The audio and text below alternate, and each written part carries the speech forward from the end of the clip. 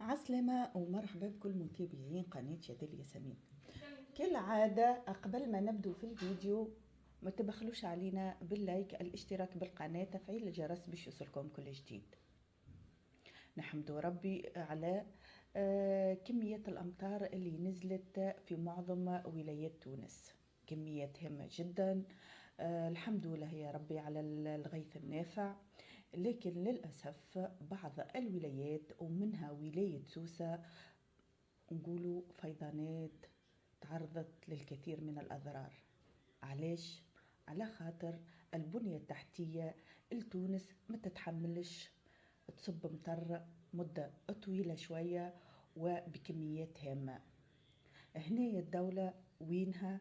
المواطن ديما متضرر، ديما تقع فيها كوارث طبيعية، من حيث البنية التحتية اللي طرقات تنهار بكلها، البلوعات ما تخدمش، سامحوني في الكلمة بين قوسين، الهجرات الكلها مسدودة، الماء مش قاعد يمتص يمشي، الطرقات تعبت. كما تشوفوا سوسة، شوفوا وش صار فيها، شوفوا كيفاش وصلت يعني كميات الماء انها تهز يعني السيارات.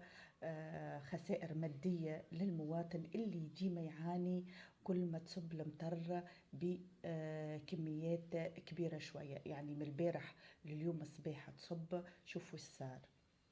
إن شاء الله هنا سلطات تتدخل عن قريب وتحل المشكل هذا اللي تتعرض ليه تونس كل عام. وصلنا لنهاية الفيديو، نخليكم في وديعة ربي.